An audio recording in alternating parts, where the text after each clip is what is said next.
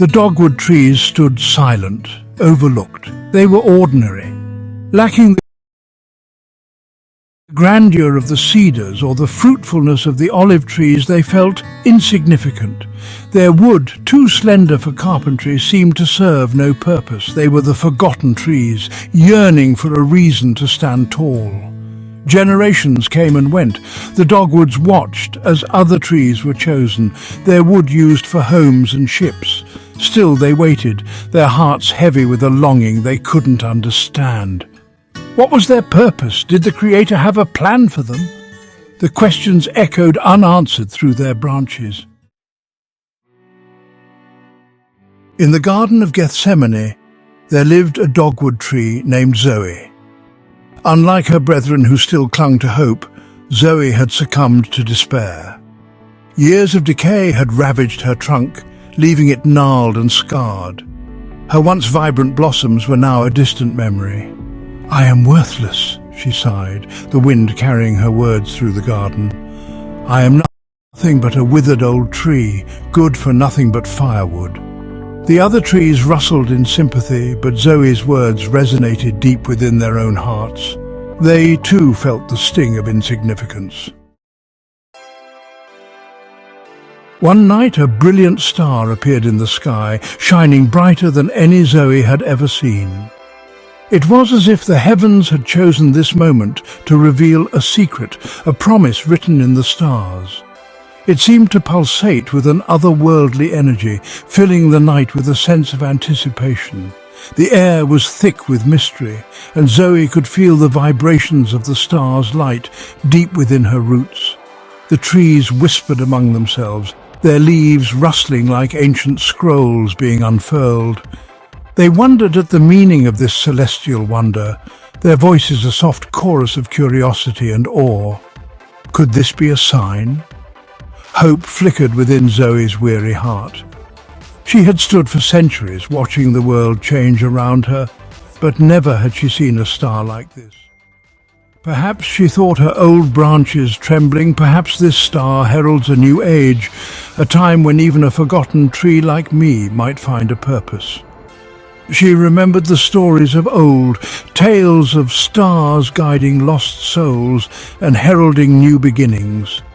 The star's light seemed to bathe her in its warmth, and for the first time in what felt like an eternity, Zoe dared to dream.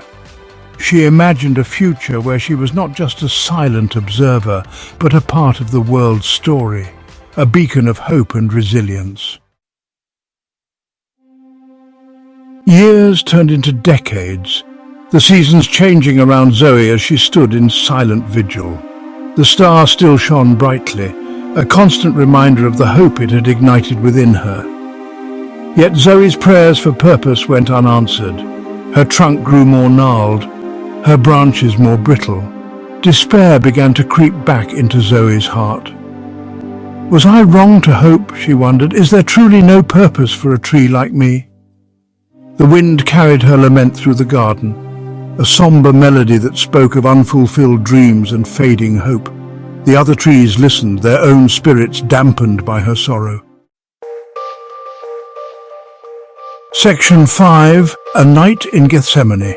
One night a hush fell over Gethsemane. Zoe sensed a presence, a feeling of profound peace and overwhelming sorrow all at once. She looked up and saw a man with kind eyes and a heavy heart walk into the garden.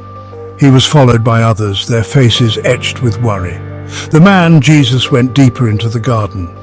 He knelt beneath the olive trees and began to pray. His words, filled with anguish and love, reached Zoe's branches. She had never heard such raw emotion, such a depth of despair mixed with unwavering faith. Section 6. A Sorrowful Duty. Suddenly Roman soldiers appeared, their armor glinting in the moonlight. They seized Jesus, their faces harsh and unforgiving. Zoe watched in horror as they bound his hands. Then they turned their gaze upon the garden, their eyes searching. They stopped, their eyes falling upon Zoe. A soldier approached Zoe, his expression grim. He ran his hand along her sturdy trunk, testing her strength. Zoe felt a chill run through her branches, a premonition of something terrible to come. Her joy at witnessing the divine presence of Jesus was quickly turning into a deep and unsettling dread. Section 7. Witness to sacrifice. Zoe's wood, deemed useless for so long, was now deemed strong enough for a cross.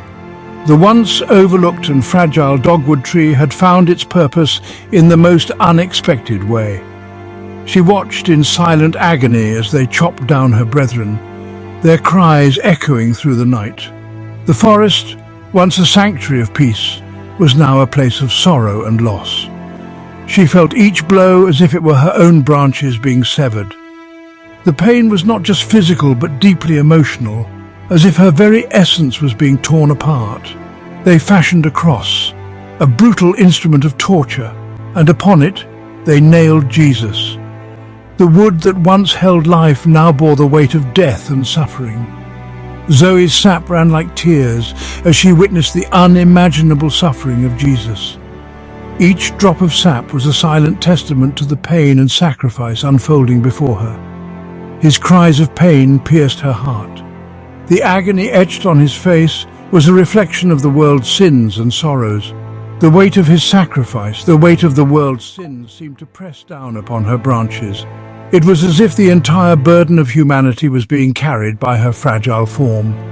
In that moment, Zoe understood. The pain, the sacrifice, it all had a purpose. It was a profound realization that transcended her own suffering. Her purpose wasn't to be grand or fruitful. It wasn't about standing tall or bearing the most beautiful blossoms. Her purpose was to be a vessel, a testament to the boundless love of the Creator. In her sacrifice, she found a deeper meaning, a connection to the divine that surpassed all earthly understanding. Section 8. A Legacy Reborn. After 3 days, a profound silence fell over the land. Then, a tremor shook the earth, and the stone rolled away from Jesus' tomb. He was gone, risen as he had promised. And upon the hills of Calvary, where the crosses had stood, a miracle occurred. Dogwood trees, once overlooked and forgotten, began to bloom, but their blossoms were different now. They were no longer a simple white. Each petal bore the imprint of the cross, stained with a delicate pink at the edges, a reminder of the sacrifice they had witnessed. Section 9. The Grand Designer's Plan. Zoe, though forever changed by her experience, continued to stand in Gethsemane. Her scars, once a source of shame, were now badges of honor. She had played a vital role in the grand design, a testament to the truth that even in our perceived worthlessness, the Creator can find a purpose. People came from all over to witness the dogwood tree's transformation. They touched the petals, marveling at their beauty and the story they told. In the delicate blooms they saw a reflection of their own lives, a reminder that even in suffering there is hope, even in death there is resurrection. Section 10. Zoe's enduring message. Zoe, the once forgotten dogwood tree, had found her purpose. She stood tall and proud, her branches reaching out to the sky, her flowers a symbol of resilience and beauty. Her story, passed down through generations, became a beacon of hope, a testament to the unwavering love of the Creator. Families would gather under her shade, sharing tales of her journey and finding inspiration in her strength. She taught the world that even the smallest and most overlooked among us can be instruments of profound change. Her roots, once weak and fragile, grew deep and strong, anchoring her firmly to the earth. And so, the next time you see a dogwood tree, remember Zoe. Remember her journey from obscurity to significance and how she touched the lives of so many. Remember her story of sacrifice, of hope, and of the enduring power of faith. Her blossoms, delicate yet strong, remind us of the beauty that can emerge from hardship. For in her legacy we find a reflection of our own potential to bloom even in the face of adversity and to find our true purpose in the grand tapestry of life. Zoe's message is a reminder that no matter how small or forgotten we may feel, we all have the power to make a difference, to grow, and to leave a lasting impact on the world around us.